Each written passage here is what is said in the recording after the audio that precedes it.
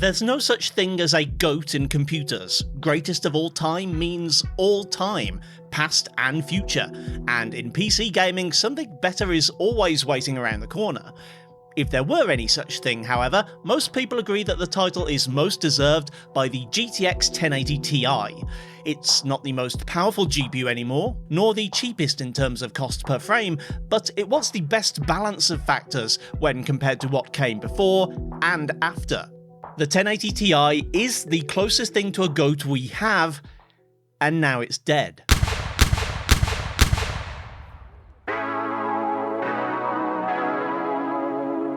This video was sponsored by FlexiSpot, more about their C7 ergonomic chair later on. In 2024, I tested every top-end consumer GPU release from AMD and Nvidia from 2012 to 2020. Each graphics card was tested in games from the year it launched, as well as the year it was replaced. By these metrics, the 1080 Ti was a beast. Granted, the 2080 Ti succeeded it only a year later, but in several games from 2018, the 1080 Ti was still able to provide a top-flight gaming experience. I didn't have to test 2019 games, but I did anyway, and the seas were getting a little rougher at that point. The Pascal card was no longer a 4K Ultra kind of card, but every time I revisit the 1080 Ti, I'm always happy and slightly surprised at how well it's holding up, even at resolutions above 1080p and quality settings above medium. However, all of this is going to change. In case you haven't heard yet, Nvidia have officially announced the impending doom of the Maxwell, Pascal and Volta GPUs. Driver support will end after the 580 series, and we are already on release 581, which still seems to work, so I guess that means it'll stop at 590? Either way, it won't be a quick death. Existing offline and mostly offline games will continue to work naturally, but new releases, live service games, and anything which has a significant patch or DLC added over time will eventually lose support for the graphics cards that don't use current drivers. Unlike Radeons, which have been unofficially supported thanks to the efforts of community developers, GeForce GPUs don't really have any source for drivers other than Nvidia themselves, so when they give up on an architecture, it's pretty much curtains. But you know what will support you? The C7 ergonomic chair from FlexiSpot, with its reclining breathable mesh backrest, headrest, wide seat with adjustable depth and angle, 3D pivoting armrests and self-adjusting lumbar support, my C7 has made my video editing experience far more comfortable and supported than any office chair I've ever owned. Now you can enjoy the improved 2025 version of this C7, which adds a new 3D articulated headrest and integrated footrest, starting at just $299. And if you buy now, you can use the code on screen to get a $30 discount in the FlexiSpot anniversary sale. Plus, you'll be enjoying your C7's support for longer than Nvidia's, thanks to FlexiSpot's 10-year warranty. Try one risk-free with FlexiSpot's 30-day return policy at the link below. So what, you might say? Suck it up, those GTX cards are ancient, they aren't even DLSS compatible. Who even wants to play new games on these things? Well, I'd argue pretty strongly against that sentiment in any case, because this world is one with finite resources, and consumer tech can be a pretty wasteful industry even when we don't throw new stuff away after a couple of years. However, I'd also argue that the 1080 Ti still has things going for it, even now. To play today's games without compromise, you ideally need 12GB of VRAM, and Nvidia still treats that as a luxury even now. The 1080 Ti was a flagship card, so it had a very useful 11GB VRAM buffer. In 2017 that was overkill, and it still might not mean the difference between 30 and 60 FPS in most games even today. But it could mean the difference between high settings and medium, or maybe even low. I'd also argue that it could help provide a measure of future-proofing, but, that argument's pretty hollow now, I guess. The test rig for this video is the MPG PC with a Ryzen 5 7500F, which is not gonna bottleneck the 1080 Ti, Gary! I can hear you typing! I swear to God, mate, I will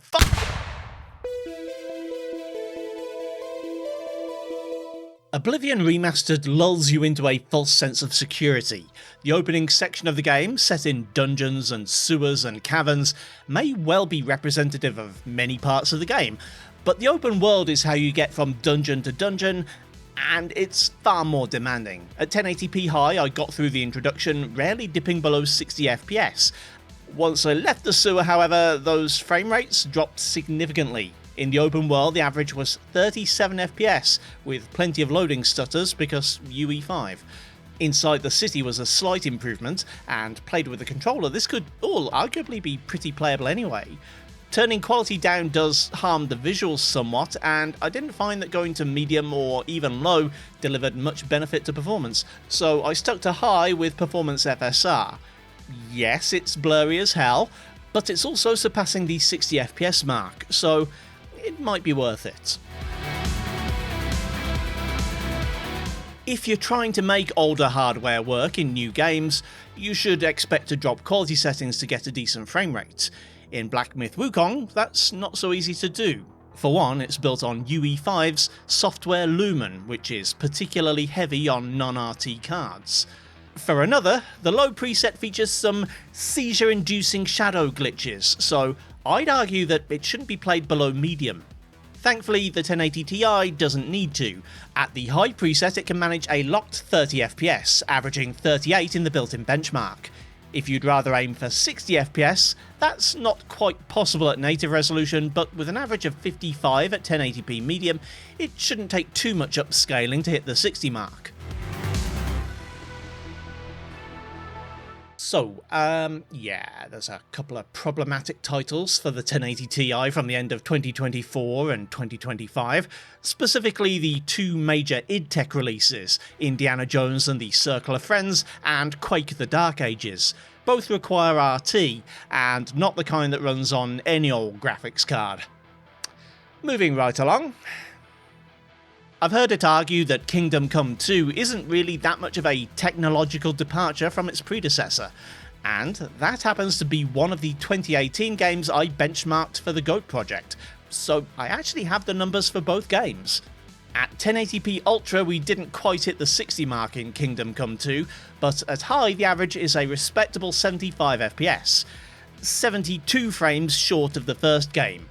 At 1440p I had to drop to medium to stay at the 60 FPS ballpark, and it did admittedly drop quite often. Meanwhile, Kingdom Come I ran at 1440p high at 100 FPS. At 4K, the 1080 Ti can't really keep up anymore in the sequel, and you're better off using FSR to drop the resolution. The first game, meanwhile, still held 55 FPS at high settings. Unfortunately, not every game is as friendly to the Pascal series as Kingdom Come. The Assassin's Creed series has long been at the forefront of unreasonably demanding games. AC Origins was too much for CPUs of its day, and I remember getting the occasional slowdown in Odyssey, even on my 1080 non-Ti. Shadows continues the trend, and while it's debatably playable at high without upscaling, to get to 60 FPS means not only dropping to very low, it also needs the maximum amount of FSR.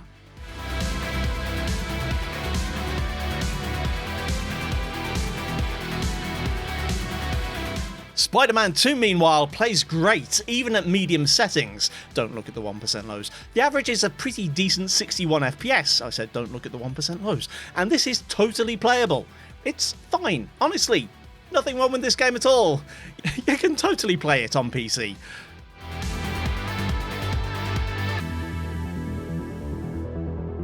Horizon Forbidden West sees similar results to Spider-Man, only without the violently unstable frame times. At 1080p medium, the 61 FPS average is pretty acceptable, and you could always turn on Quality FSR or XeSS to shore it up a little in the more demanding areas.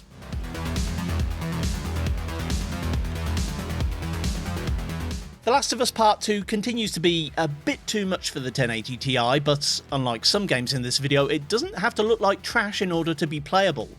If you can settle for 30 FPS, you can even run at the very high preset. But if you want 60, you only have to go down to high or maybe medium. The high preset averaged 54 without needing upscaling, so I think there's room for a 60 average with only a couple of compromises. Clair Obscur Expedition 33 is potentially a beautiful game, but it's also one that heavily relies on perfect timing, and the 1080 Ti can't deliver both. High settings means an average of 43 with lows of 37, which isn't going to be acceptable for a lot of gamers. Dropping quality to low brings the average up to 60 and the 1% lows up to 50, so even here you might want to add some upscaling, which is the point where this beautiful game starts to get ugly. The 1080 Ti was comically overkill for the original release of GTA 5. At high settings, the 2015 version was engine limited at 1080p and 1440p and approached 120 FPS at 4K. The 2025 Enhanced Edition removes the problem of the engine limits, but is inherently a bit more demanding.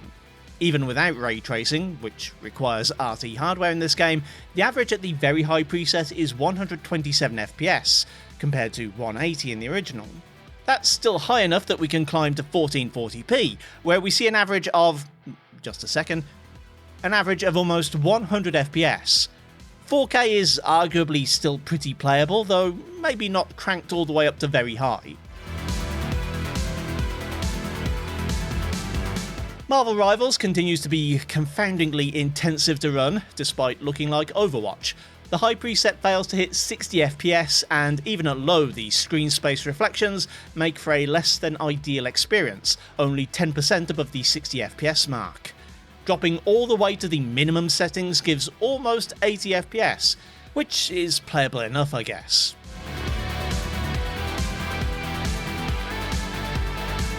Yeah, I know, Battlefront II is ancient now and the population's dropping off again, but it's still got more than double the player count it had before May the 4th, and you've got a few months to kill before Battlefield 6 comes out. With the number of variables in this type of game, the specific FPS is kind of irrelevant, but needless to say, you can get a high refresh experience at 1080p, even cranked up to the max settings. Finally, I kind of felt bad about missing out on 2 ray tracing exclusives, so I tested a couple more RT exclusives that actually do run on the 1080 Ti. Tiny Glade runs at max settings at above 80 FPS, and Teardown can run at over 100 FPS while still looking stunning.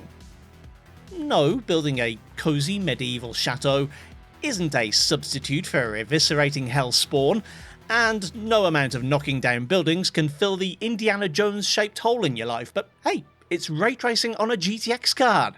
Cool, eh?